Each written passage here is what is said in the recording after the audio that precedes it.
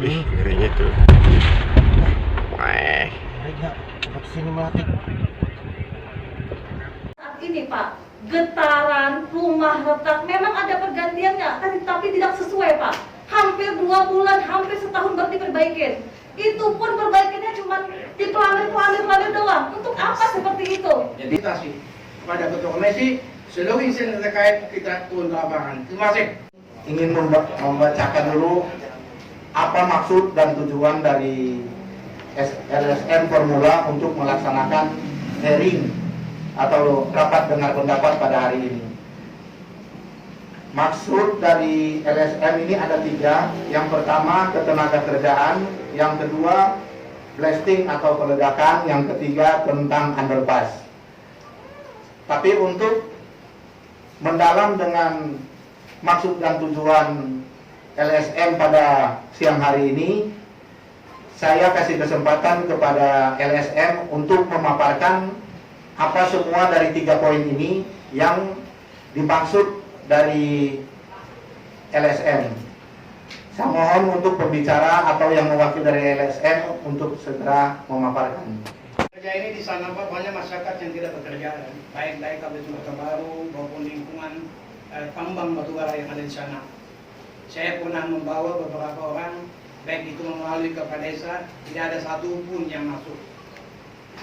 Yang saya herankan adalah kenapa pihak perusahaan itu melalui kepala desa. Jadi setiap pencari kerja itu harus semuanya melalui kepala 7 kepala desa, termasuk Selawu, Panam dan sebagainya. Kenapa tidak melalui Depnaker? Depnaker sebagai stakeholder di Kota Baru yang mampu masalah ketenagakerjaan ini harus dihargai. Tapi saya mengerti di sana kenapa ada media konflik terjadi di lapangan. Oleh karena itu, kalau melalui kepala desa, ini ada semacam sistem nepotisme di sana. Sistem kekeluargaan pasti ada. Kepala desa tentu dia memerlukan pihak keluarganya dulu. Oleh karena itu, di dalam waktu tahun 2004, saya pernah rapat dulu dengan Presiden Direktur PT Silo. Pada waktu itu PT Silo pimpinan, sekarang sudah menjadi STC. Dia merekrut tenaga kerja bila tambang dibuka di Pulau Laut. Dia akan merekrut tenaga kerja sebanyak 7.000 orang. Nyatanya apa sekarang di lapangan? Masyarakat menderita itu. Tidak banyak, tidak bekerja. Kenapa demikian? Edukasi yang terjadi di lapangan adalah masyarakat, perusahaan memberikan kenyamanan, memberikan pendidikan, memberikan tenaga kerja kepada masyarakat, memberikan kenyamanan kepada masyarakat. Tapi ternyata apa? Dana CSR juga terlaksana di lapangan. Kami minta kepada pemerintah agar ini segera mengantisipasi di lapangan tentang ketenagakerjaan ini. Setiap perusahaan yang masuk ke perusahaan, sulitnya masyarakat Kota Baru untuk bekerja. Kalau kita bandingkan dengan Kabupaten Siak, di sana bupatinya, sekretaris daerahnya telah membuat satu peraturan perda. Dia bisa melakukan merekrut tenaga lokal. Kenapa Kota Baru tidak bisa? Konjaya Sakti, STO atau Pulau Laut. Berikut jawaban dari PT Sebuku Tanjung Kol mengenai poin 1, yaitu mengenai ketenagakerjaan. Sampai dengan saat ini kami sudah memprioritaskan penyerapan tenaga lokal. Itu jawaban Pak dari pihak perusahaan. Dan sebelum saya lemparkan ke Komisi 1 yang membidangi pihak ketenagakerjaan, kemungkinan di sini ada dari Kepala Dinas Tenaga Kerja. Oh, ada hadir. Ya, silakan Pak. 156 lokal, 151 non lokal. Ini bisa dicatat. 156 lokal, 151 non lokal. Memang ada apa yang dicatat dari Pak Presiden tadi. Kalau kita lihat memang ini 50-50, tapi kalau kita lihat angka kayaknya agak di atas sedikit. Ya, itu data yang ada di Disnaker. Pada desa Selaru, ya silakan. Yang terhormat Bapak Ibu Kepala Dinas, yang ulun hormati Ibu Camat Pulau Tengah, yang terhormat Bapak Ibu peserta rapat dengar pendapat pada hari ini. Jadi begini Pak, perlu menjelaskan di sini. Pertama-tama begini, penduduk desa Selaru itu yang bekerja di perusahaan baik di STC dan di subkontraktornya itu jumlahnya 70 orang, Pak. Jumlahnya 70 orang. Dari total penduduk desa saya itu 1.260 orang. Yang bekerja di perusahaan itu hanya 70 orang, kurang lebih. Nah, terkait dengan apa yang dibuka tadi bahwa melalui kepala desa begini. Sebetulnya saya begini, Pak, saya kepala desa itu baru, Pak, dilantik pada tanggal 22 April, Pak. Jadi sebelum saya jadi kepala desa, begitu saya masuk itu lamaran para warga masyarakat itu memang ditaruh di kantor desa, Pak. Jadi bukan sebetulnya melalui kepala desa masuknya, tetapi lamaran para pelamar pencari kerja itu ditaruh di kantor desa. Begitu saya masuk menjadi kepala desa, itu lamaran itu bertumpuk, Pak, mungkin 70 sampai 80 di kantor desa itu. Kemudian saya undang dari pihak perusahaan dan saya sampaikan bahwa di zaman saya menjadi kepala desa ini, saya bilang saya tidak menerima lagi lamaran seperti ini. Kenapa? Ini sebetulnya pembunuhan karakter bagi kami kepala desa. Tidak dipanggil juga, ditumpuk saja di kantor desa. Masyarakat kami tidak dipanggil. Kemudian kesannya tadi bahwa kami menerima pelamar atau mempekerjakan masyarakat, padahal tidak. Bertumpuk-tumpuk lamaran itu, dan saya nyatakan bahwa selama saya menjadi kepala desa, lamaran ini tidak lagi ditaruh di kantor desa. Yang disampaikan oleh Kades selalu, memang semua yang disampaikan itu benar semua. Kami terdampaknya kepala desa di sini, Pak, ya. Untuk tenaga kerja dulu saya sampaikan di sini. Kenapa saya bilang di sini? Orang menuduh kami semua, katanya kepala desanya enak, ya kan, terkait dengan tenaga kerja. Dibilang macam-macam lah di belakang. Tapi intinya lamaran tuh menumpuk, itu kami ini itikat baik, Pak. Rekomendasi kami berikan, ya kan. Tapi terkait itu di tempat kami itu cuma 39 orang yang bekerja di tempat kami, Pak. Nah, sedangkan warga kami itu penduduknya 628. Paling tidak kan kami yang terdampak dari satu ini paling tidak lebih banyak. Memang di tempat kami ini non skillnya ada, yang skillnya ada, paling banyak non skill. Saya sudah bilang sama perusahaan, tolong ditrainingkan. Yang mana tidak bisa ditrainingkan seperti BLK, ya kan? Setelah itu baru dikerjakan dia. Tapi sampai sekarang tidak ada satupun itu untuk tenaga kerja, Pak. Kami ini paling merintih di sini, apalagi desa Sungai Kanan ini luar biasa perintihannya, Pak. Mulai dari air, aset desa dihancurkan, terkait dengan tanah-tanah yang belum dibebaskan. Sampai sekarang semuanya, Pak. Tapi di sini posisinya perusahaan tidak ada. Saya sia-sia ngomong di sini. Kalian sebagai pendengar di sini, saya di sini membawa sekdes saya, dusun saya, RT saya ingin mengeluhkan terkait dengan keluhan masalah air. Oke, dari satu-satu saya jelaskan, Pak, ya. Jalan aset desa satu sudah dihancurkan itu, Pak. Kenapa dihancurkan? Untuk menambang, kan? Tapi pergantiannya jalan tersebut sampai sekarang tidak ada secara permanen di sana kami. Harusnya di mana-mana jalan tersebut kalau sudah aset desa dari hak rakyat harusnya digantikan secara resmi, kan? Digantikan ke desanya satu. Tapi sekarang perusahaan hanya sementara menggantikan. Itu jalan untuk ke gunung-gunung untuk masyarakat. Yang kedua, dam RT 1, perolehan dari dana desa, perolehan dari Pamsimas, perolehan dari DAD. Itu semua juga dihancurkan terkait tambang tersebut. Sekarang berjalan di RT 1 sama RT 2 itu suplai air. Saya ceritakan semuanya permasalahan di sini. Yang kedua, kami sudah berkali-kali rapat, mungkin Sekda juga hadir di sini. Sampai sekarang dibangunkan di RT 3. Di RT 3 itu dibangunkan penggantiannya. Di mana-mana aset desa tidak boleh dihancurkan sebelum bangunan tersebut jadi. Tapi sekarang kami merasakan dampaknya dengan kebijakan kami yang sakit di sini. Kenapa? Sampai sekarang bangunan tersebut masih diproses, tapi keluhan kami air semakin bertambah banyak. Suplai air nggak cukup. Dan RT 4 pun sampai sekarang itu terdampak sampai keruh. Minum air cepat gimana, Pak? Air cepat diminum. Memasak warga kami ini ada yang bisa, ada kaya. Oke, bagi orang kaya, tapi bagi orang miskin seperti apa? Itu terdampak dari air. Kenapa perusahaan serta-merta seperti ini sama kami? Belum jam 1 siang masalah blasting, Pak, masalah blasting. Kantor desa pun bergetar, apalagi masyarakat saya. Rumah-rumah retak semua. Pergantiannya apa? Lambat, tidak pernah urgent. Kalau kami itu hancur, tidak pernah perusahaan itu urgent sama sekali memperbaikinya. Pasti proses dari Jakarta, proses ini. Kapan beliau begini aja? Sampai sekarang jalan kami minta perbaikan, minta batu beskos. Berpuluh-puluh kali sampai saya teriak, baru dikasih. Cuma berapa? Tidak sesuai. Ini saya ngeluh di sini Pak. Kenapa? Saya merintih melihat warga saya semakin banyak keluhan. Ini baru separuh Pak keluhan warga saya masih ada di kantor yang saya tinggal. Sebetulnya terkait ketenaga kerjaan, tadi sudah lengkap disampaikan oleh Kepala Desa kami Pak, dan juga sudah dijawab oleh Dinas Ketenagakerjaan. Hanya mungkin yang ingin ulun sampaikan, apabila kita selalu bicara peraturan, ring 1, ring 2, ring 3 itu tidak ada, ini tidak akan mencapai titik temu. Yang saya ingin berikan gambaran, ada peralihan fungsi lahan besar-besaran di Kecamatan Pulau Tengah dari berbagai bidang, bukan hanya tambang. Itu merupakan perampokan mata pencaharian bagi asli masyarakat Pulau Tengah Pak. Jadi dalam hal ini saya minta bicara hati nurani saja.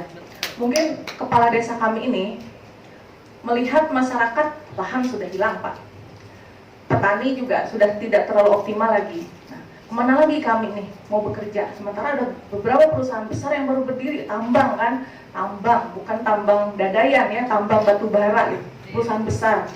Nah, kalau saya selaku camat Pulau Tengah sudah beberapa kali mengkomunikasikan kepada pihak perusahaan, baik melalui jalur resmi, surat, dan memediasi berbagai persoalan-persoalan, khususnya di ketenagakerjaan, juga melalui jalur-jalur ya pertemanan, bicara santai gitu. Sudah kami komunikasikan Pak.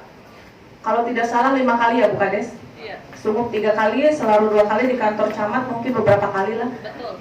Ya. Tetapi ya komunikasi hanya komunikasi gitu kan, janji hanya janji gitu. Kalau saya disodorkan aturan undang-undang minerba dan sebagainya, kami tidak paham Pak. Orang kampung ini apalagi tidak paham. Kami hanya minta hati nurani saja.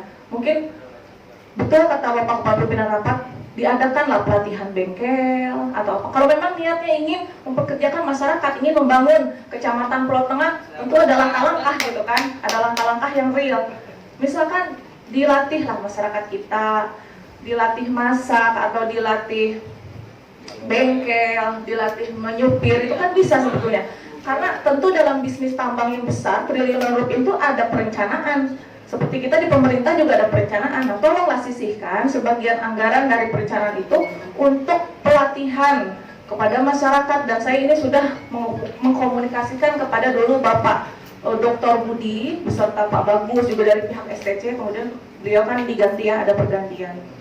Nah, itu Pak, juga terkait dari bantuan-bantuan juga sudah selalu kami komunikasikan, tetapi tadi Bapak Pimpinan Rapat meminta kepada kami bagaimana sikap dari pihak perusahaan. Ya mungkin untuk lebih ditegur Pak, kami mohon, saya mewakili masyarakat Pulau Tengah, kami mohon kepada Bapak petinggi-petinggi yang ada di kabupaten, komunikasi juga bahasa-bahasa yang lebih memasyarakat lah Pak. Jangan kami selalu dijawab dengan aturan, undang-undang, kemudian bahasa-bahasa apa itu Bu Kades yang sering keluar itu menurut psikologi filsafat dan sebagainya, itu kami tidak ngeh Pak kalau kami di masyarakat. Mungkin kalau bicara di sini ngeh semua, tapi kalau di kampung Pak kami tidak ngeh. Nah, jadi daripada tidak ada jawaban, mungkin mereka lebih baik membingungkan pertanyaan atau tuntutan kami gitu. Itu kan salah satu strategi itu dalam komunikasi yang salah. Kita meminta apa, mereka tidak mampu menjawab, dibingungkan kami gitu dengan kalimat-kalimat seperti itu. Nah, itu yang tidak diharapkan oleh masyarakat. Apalagi masalah air dan sebagainya itu kan urgent sekali. Mungkin itu saja dulu Pak yang ingin ulun sampaikan. Terima kasih, itulah peran LSM. Saya sangat setuju. Karena fungsi pengawasan itu LSM benar-benar jalan. Formula, terima kasih. Tepuk tangan untuk formula. Jadi dari yang kita sampaikan tadi, disampaikan dari Kepala Desa, dari Detnaker, yang mana memang tadi setiap investasi itu masuk di daerah, paling tidak ada manfaatnya bagi warga kita. Jangan sampai tidak ada bermanfaat LSM itu. Ya. Perusahaan itu investasi masuk di daerah. Itu pertama. Berkaitan dengan PTSPC ini adalah memang kemarin dia beda manajemen, dulu di bawah kelola Sebuku Tanjung Kol.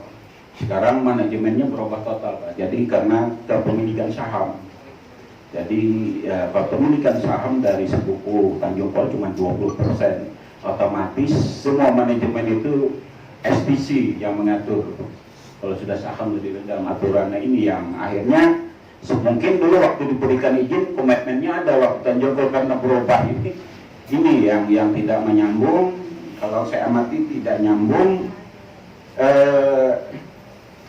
Pertama tadi di sini dari tenaga kerja, sebenarnya tenaga kerja ini ya seharusnya perusahaan itu sebelum mengkrut harus lapor dulu dengan pemerintah daerah, dengan dinas tenaga kerja, itu dia harus lapor karena yang wewenang tenaga kerja masih di bawah pemerintah daerah berkaitan tenaga kerjaan itu. Walaupun tambang kita tidak punya wewenang lagi karena sudah diambil alih pusat semua berkaitan izin pertambangan semua pun sudah diambil alih oleh pusat. Nah, tinggal ketenaga kerjaan. Ini pemerintah daerah tadi sudah disampaikan memang perda kita tidak boleh karena kita berlaku seluruh Indonesia siapapun boleh, yang penting jangan orang asing. Kuncinya. Tapi kita izin-izin baru setelah kita kemarin satu pintu itu sudah dilebur perizinannya di satu pintu. Itu setiap orang investasi kita pemerintah daerah sudah membuat kebijakan karena aturan tidak boleh tadi sampai perda tidak boleh, tapi kebijakan saat dia mengurus izin itu minimal itu kita pun sudah 50% Pak minimal kalau ada. Tapi apa yang disampaikan dari teman-teman pimpinan sidang tadi memang ya tadi perusahaan membutuhkan tenaga skill itu yang kita masih kurang, tapi yang ada di daerah dia wajib menerima yang ada di daerah. Makanya saya minta dengan Ditnaker kemarin coba kita latih orang-orang Kota Baru di BLK kita yang ada, termasuk operator alat berat, kan ada beberapa sudah sertifikat Balikpapan kita keluarin, kita kerjasama dengan BLK Balikpapan supaya ada sertifikat yang biasanya menjadi persyaratan perusahaan. Ini sudah kita lakukan, tinggal kepala dinas penakan ini dijalin. Nah, berkaitan dengan pembiayaan, CSR dia wajib 2% dari profit keuntungan. Itulah diminta dengan perusahaan untuk menyiapkan tenaga-tenaga terampil tadi. Karena 2% itu wajib dia mengeluarkan CSR ini. Nah, kerjasamalah dana CSR ini bukan untuk fisik saja, untuk meningkatkan SDM pun boleh. Nah, ini yang kita butuhkan. Supaya nanti semua kalau kita memenuhi apa yang dipersyaratkan perusahaan, mereka tidak boleh mengkerut dari luar. Dia wajib memakai yang ada di daerah kita. Ini yang harus kita pahami dulu. Ini yang kita siapkan. Jadi ke depan itu kita menyiapkan tenaga kerja terampil jadi supaya perusahaan tidak ada alasan lagi menerima orang luar. Dia harus, makanya perusahaan sebelum bangkrut itu harus ke dinas tenaga kerja atau aturan pekerjaan. Desa yang nggak ngada-ngada ini wajib dia sebelum bangkrutan dia harus lapor, bukan kepala desa ditumpuk lamaran. Sebenarnya ada kartu kuning yang siap yang ingin disalurkan oleh Ditnaker ke semua perusahaan pencari kerja. Biasanya perusahaan minta dengan Ditnaker mana yang dia butuhkan ada enggak dari calon pelamar yang kartu kuning yang sudah ada di dinas tenaga kerja. Ini yang harus transparan dari perusahaan kita tuntut. Tadi tenaga terampil, nah memang tenaga jenis khusus ini yang kadang-kadang kita kurang Pak. Karena kita kurang, kalau seandainya ini sudah kita tetapkan wajib dia mengambil. Akhirnya dua kepala desa kupas-kupasan curhat apa yang sebenarnya terjadi, yang mana permasalahan-permasalahan tersebut harusnya bukan di tangan LSM mengetahuinya, harusnya bukan di tangan kita ini, tapi dinas yang terkait. Karena fungsi kami di DPRD ini adalah mengawasi dinas-dinas sebagai mitra kami. Itu yang pertama. Yang kedua, Pak Sekda, ini adalah momok kita Pak, bersama Pak, di Kabupaten Kota Baru. Permasalahan kita bersama. Karena saya merasa kita tidak hadir terhadap masyarakat. Daerah tidak hadir, ya. Kita semua tidak hadir di sini. Malu kita sebenarnya. Ada permasalahan seperti itu. Dosa kita, pemegang kebijakan, ya, mempunyai kewenangan tapi tidak mampu. Kita serahkan kepada LSM, kita serahkan kepada kepala desa. Nggak bisa mereka mengintervensi, nggak bisa. Oleh karena itu saya sepakat dengan apa yang diucapkan oleh kepala dinas tenaga kerja di awal tadi. Ayo kita cari titik permasalahannya, kita cari solusinya. Itu yang bisa kita lakukan saat ini. Oleh karena itu, saya dalam kesempatan ini mengusulkan, meminta kepada daerah, kita jangan hanya mengacu kepada satu perusahaan. Di Kabupaten Kota Baru ini 122 perusahaan. Ayo, angka pengangguran kita tinggi, banyak orang yang tidak bekerja. Ya, oleh karena itu, ini adalah pintu masuk nih Pak. Pintu masuk untuk membaiki sistem ketenagakerjaan yang ada di Kabupaten Kota Baru. Dan kita wajib hadir. Sepakat ya Pak Kepala Dinas? Oleh karena itu tadi Pak Sekda sudah menyampaikan, oke, kalau orang mau bekerja di Kabupaten Kota Baru, lengkapi dulu dong kartu kuningnya, karena itu adalah ranah sesuai yang diatur oleh ketentuan undang-undang. Memang di dalam ketentuan undang-undang tidak ada pola mengatur 70-30, 50% dan lain-lain, tidak ada. Ya, apalagi ada bahasa ring 1, ring 2 dan 3 itu tidak ada. Tapi kita daerah mempunyai kewenangan dan bisa untuk mengintervensi itu. Ya, bisa untuk mengintervensi itu. Caranya seperti apa? Yaitu komunikasi. Yang disuruh berkomunikasi ini jangan kepala desa, bupati ke bawah. Kita hadir sebagai lembaga di daerah ini bisa untuk menjadi tempat untuk memfasilitasi hal tersebut. Supaya apa? Supaya permasalahan ketenagakerjaan itu bisa kita rampungkan di Kabupaten Kota Baru. Mengerucut terkait dengan permasalahan yang dilakukan oleh teman-teman. Masalahnya yang harus kita lakukan saat ini adalah memanggil perusahaan-perusahaan yang dianggap bermasalah. Wajib kita hadirkan. Karena kalau tidak hadir, tidak tahu kita ini bagaimana sistemnya. Yang kedua, sistem ketenagakerjaan itu ulun meyakini teman-teman yang bekerja, yang data, kita kecolongan nih. Data di Disnaker ada 300-an, ternyata laporan kepala desa 700 sampai 900. Kecolongan kita. Iya. Di Dustainya Disnaker laporannya Pak ya? Iya. Oke. Kalau yang tambah STC Oke, kalaupun ibaratnya yang saya sampaikan itu perlu dikoreksi. Yang jelas kita harus memanggil. Setelah kita panggil, kita pastikan apa yang terjadi. Kita harus intervensi. Bisa Pak kita intervensi? K3-nya tidak kita keluarkan izinnya kalau memang ada hal-hal yang tidak bisa dilakukan dan dipenuhi oleh perusahaan. Izin webnya jangan dikasihkan izinnya kalau memang istilahnya tidak memenuhi apa-apa yang harus dilakukan oleh perusahaan. Banyak lagi hal yang keterkaitan dengan daerah, bukan hanya masalah ketenagakerjaan Pak Sekda, yang mereka mohonkan kepada daerah. Betul Pak ya? Oleh karena itu kita harus seimbang. Kita juga harus mengakomodir apa yang diinginkan oleh masyarakat kita, terkhusus terkait dengan masalah ketenagakerjaan. Ya, ulangi lagi terkait dengan kontrak kerja mereka terhadap ketenagakerjaan. Paling lama 3 bulan itu. Langkah untuk memperbaiki saat ini kita tidak bisa untuk yang sudah begawi kita harus keluarkan, kita masukkan ke orang lokal, tidak bisa. Dituntut kita kalau memang istilah kontrak ke orang berjalan harus kita ambil. Silahkan selesaikan kontraknya. Oleh karena itu dengan cara menyelesaikan kontraknya sebelum kontrak itu selesai, maka sistem perbaikan masalah ketenagakerjaan, urun rembuk, kesepakatan harus kita selesaikan sebelum kontrak itu selesai. Sebelum kontrak itu selesai. Kontrak di tambang itu paling 3 bulan, 6 bulan. Nggak ada itu yang 1 tahun sekali.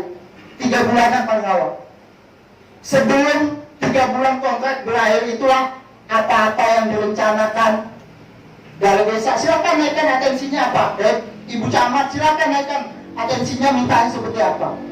Kita sepakati nanti dengan perusahaan-perusahaan. Bukan hanya terkait yang ada di Pulau Tengah, tapi di seluruh Kabupaten Kota Baru. Saya rasa itu Pak tambahannya dari saya pimpinan. Kesimpulannya kita harus mendudukkan seluruh perusahaan yang ada di Kabupaten Kota Baru terkait dengan masalah ketenaga kerjaan, belum menyepakati bagaimana daerah harus mampu hadir untuk masyarakat mengintervensi kepada perusahaan. Tidak salah. Terima kasih. Wassalamualaikum warahmatullahi wabarakatuh. Polemik ini yang menjadi dasar kita LSM untuk mengadakan hearing pada hari ini sebenarnya kegelisahan, keresahan masyarakat Kabupaten Kota Baru, terutama ulun dari pemuda putra daerah asli Kota Baru. Kalau kita melihat dari perusahaan-perusahaan sebelumnya, misalnya 5 besar perusahaan di Kalimantan yang besar itu misalnya Arutmin itu tidak ada 30% dari putra daerah yang diambil. Alasannya basi sebenarnya, non skill. Kalau sebenarnya saya mau mempertanyakan, adakah data di Disnaker lulusan putra daerah terutama di bidang tambang? Tidak ada kan di Disnaker. Ada datanya kah Pak? Bang? Tidak ada, kecuali pencari kerja. Maksud saya data yang 30% itu yang sampean bilang Iya. hanya 30%, tolong disodorkan datanya. Jadi apa yang sampean bicarakan, kami bisa ada pegangan. Jadi jangan hanya ini aja. Jadi kita bisa menekan ke Disnaker kalau memang hanya 30%. Jadi tolong datanya harus Belum lengkap. selesai Pak, jangan dipotong dulu. Jadi sebenarnya saya mengatakan kenapa 30% dari perusahaan-perusahaan sebelumnya, inilah yang menjadi kegelisahan kita. Nah, jangan sampai lagi STC ini berbuat seperti perusahaan-perusahaan yang terdahulu.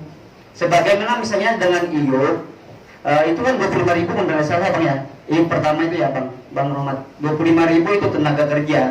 Jadi kemarin itu kan seandainya waktu kami membahas masalah CSR, itu kan perusahaan berapa kali dipanggil.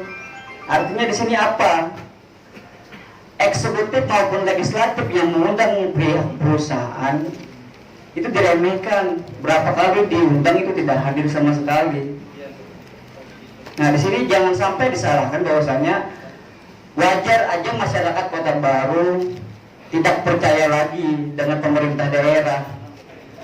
Kenapa? Karena ini, kalau kita ributkan permasalahan misalnya tenaga kerjaan, diam aja, tidak ada ketegasan, tidak ada aktualisasi atau tindakan yang pasti. Mudah-mudahan yang saya harapkan gini, hearing pada hari ini bukan hanya formalitas, pernyataan dari Sekda, pernyataan dari Bang Robi. Kita keluar di sini habis-habisan itu ujung-ujungnya formalitas aja. Oke, kita panggil sekarang pihak perusahaan seluruhnya yang yang bermasalah tentang tenaga kerjaan. Tapi faktanya kita bukan berbicara masalah opini lagi di sini. Yang kami harapkan di sini masyarakat Kota Baru adalah realita di lapangan. Seandainya LSM tidak keluar sekarang, apakah tindak aktualisasi dari pihak eksekutif maupun controlling dari pihak legislatif ada? Ini kan kita pertanyakan. Sekarang kita ribut misalnya masalah ini, Komisi 1 mempertanyakan tentang dinas yang di bawahnya, yaitu Dinas Tenaga Kerjaan. Sebelumnya ngapain? Kan pertanyaan nih. Jadi tugas dan fungsi eksekutif dan legislatif wajar aja masyarakat tidak mempercayainya lagi. Nah, jadi di sini sebenarnya kan kita pertama tenaga kerjaan. Seandainya pemerintah tegas dalam mengambil tindakan,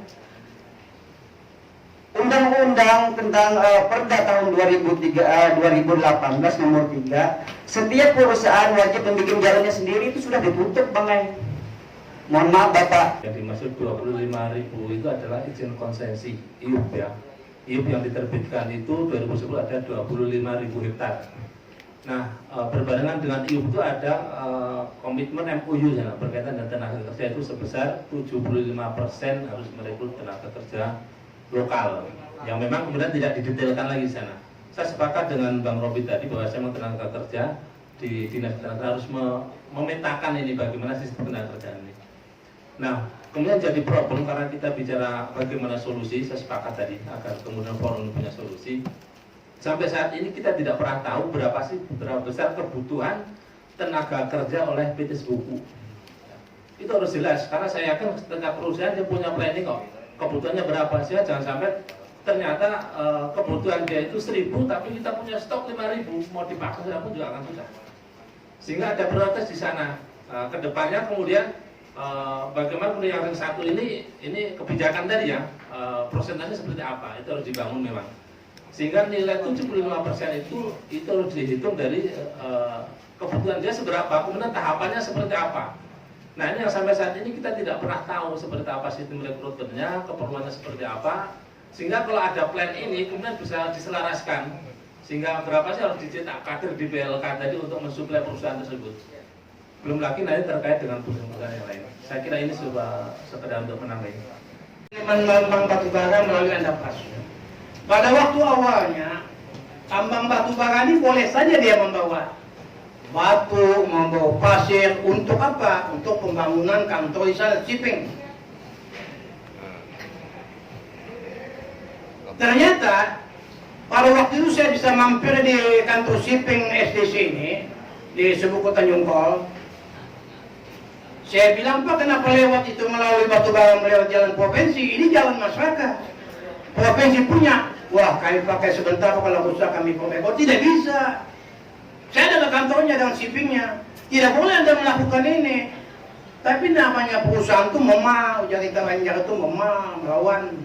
Kenanya backnya bonol, Pak, Jakarta. Di wadinya melakukan apa semuanya itu banyak.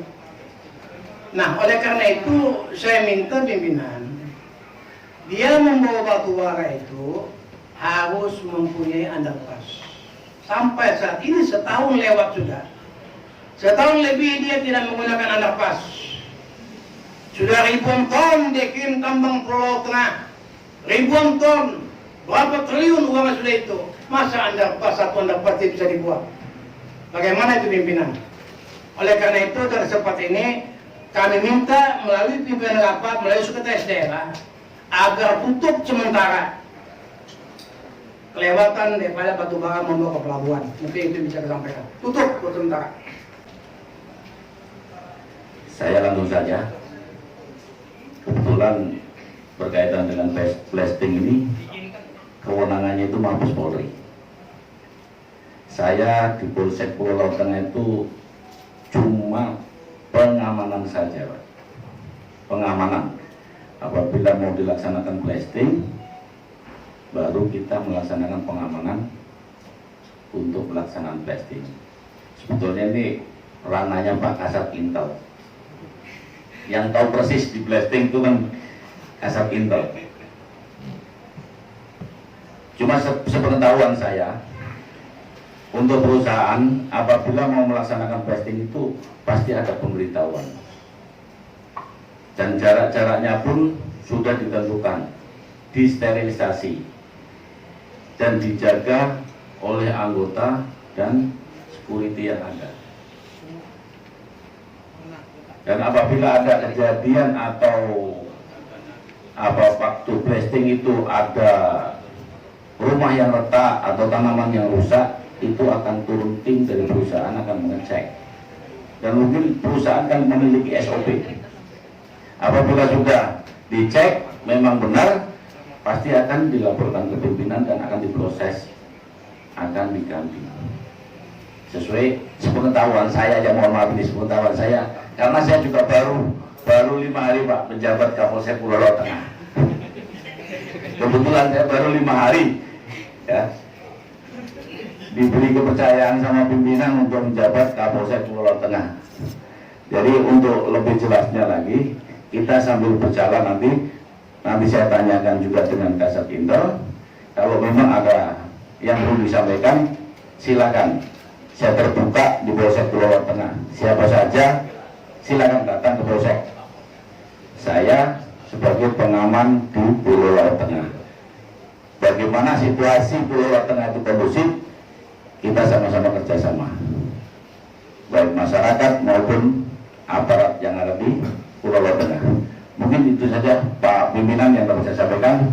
Saya salah hilap, saya mohon maaf. Wabillahi taufiq wal hidayah. Wassalamualaikum warahmatullahi wabarakatuh. Kalau saya sampaikan permasalahan blasting ini, Saya masuk menjadi kepala desa itu tanggal 22 April, Pak. Tanggal 8 Mei mendengar aspirasi masyarakat tentang rencana kegiatan blasting, saya mengirim surat kepada pimpinan PTSDC yang intinya minta disosialisasikan kegiatan blasting di Desa Selaru, Pak. Tanggal 11 Mei dijawab dengan surat oleh pimpinan SDC bahwa mereka sudah melakukan sosialisasi di kantor kecamatan, Pak, sehingga tidak relevan lagi untuk dilaksanakan sosialisasi di Desa Selaru. Oke, selanjutnya dengan dasar itu blasting dilaksanakan. Kemudian pada saat blasting pertama, saya ingat betul dari karyawan PTSDC mengantar surat ke desa pemberitahuan jam 11 siang, Pak. Antara blasting akan dilaksanakan jam 13. Maka dengan sangat terpaksa surat dari pimpinan SDC itu saya tolak dengan alasan bahwa saya tidak ada waktu yang cukup untuk memberitahukan kepada masyarakat saya bahwa pada hari itu telah dilaksanakan blasting, Pak. Tetapi kegiatan itu tetap dilaksanakan dan alhamdulillah memang tidak ada terjadi korban apa-apa bagi masyarakat saya yang notabene mereka bekerja di ladang, di hutan, dan seterusnya. Kemudian seiring dengan waktu ini, masyarakat yang mempunyai perkebunan dan ternak ayam potong yang berlokasi di kilometer 28 RT 02 Desa Selaru, Pak, berkirim surat ke kami pemerintah desa dan juga kepada pimpinan PTSDC. Suratnya tertanggal 23 Januari 2021. Yang intinya adalah bunyi suratnya, perbatasan pertambangan yang sedang beroperasi sangat dekat bersebelahan dengan kebun kami. Kami merasa keberatan karena sepintas tidak dilakukan dengan kaidah pertambangan yang baik, kemiringan yang lereng sangat tegak dan membahayakan keselamatan dan bahaya longsor. Itu surat yang dikirim oleh pemilik kebun kepada desa pemberitahuannya. Yang kedua, usaha ternak ayam kami yang sebelum adanya pertambangan beroperasi dengan baik, sekarang akhir-akhir ini sejak adanya gangguan suara peledakan getaran, ayam menjadi stres dan terkejut. Beberapa mati, yang lainnya terganggu perkembangannya. Ya, itu suratnya, dan pernyataannya adalah dia mengalami kerugian dan memberhentikan 4 karyawannya. Ini kan akhirnya asalnya mereka punya pekerjaan tidak ada pekerjaan lagi dengan akibat dampak ini.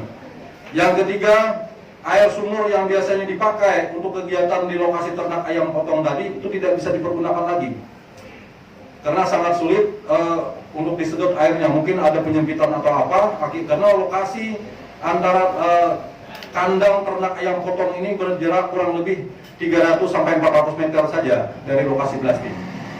Itulah surat yang dikirim kami atas nama Joko Suparyo, pengirim suratnya.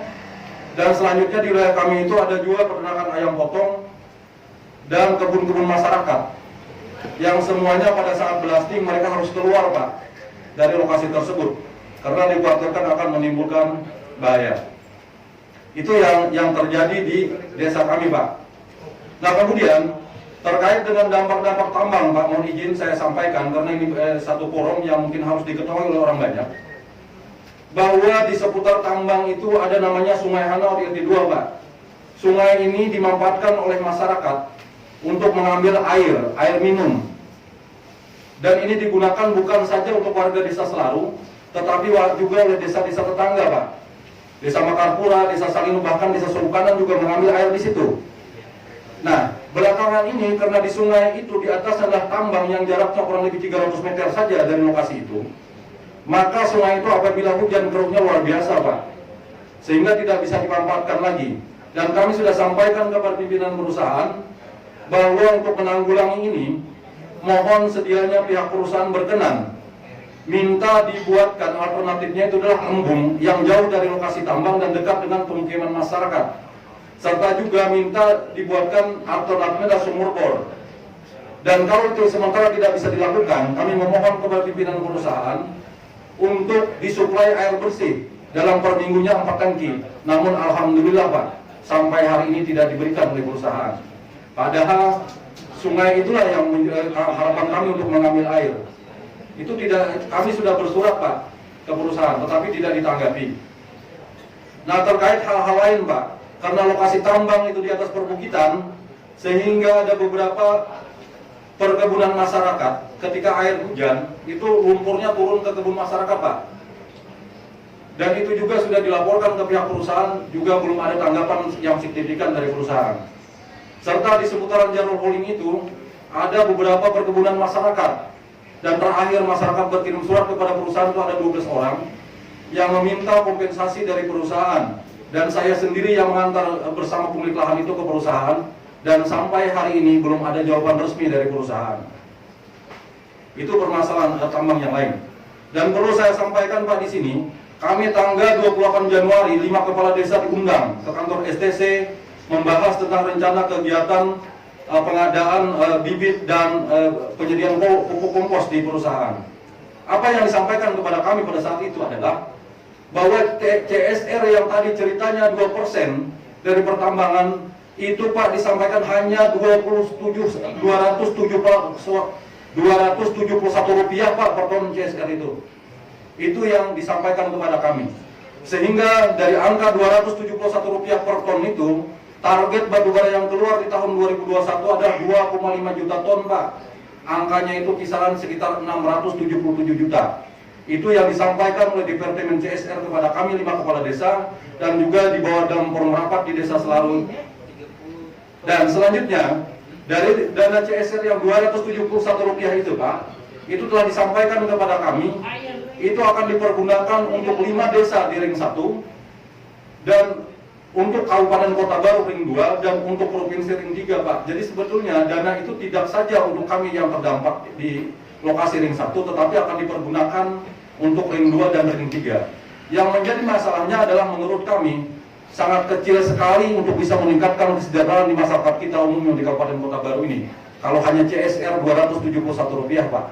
Maka oleh karenanya dalam forum yang terhormat ini barangkali saya akan menyampaikan, mohon sekiranya kawan-kawan semua bisa kira-kira mempertanyakan apa betul CSR itu hanya 271 rupiah. Maka saya mendengar tadi 2%. Nah mungkin sekiranya ini yang bisa diperjelas lagi ke perusahaan. Nah lain Pak, mohon izin juga seperti yang disampaikan oleh Ibu Aisyah tadi, terbit sertifikat hak pakai Pak. Sampai hari ini kami sebagai kepala desa itu tidak tahu Pak, di mana-mana tanah yang sudah disertifikatkan oleh perusahaan Pak.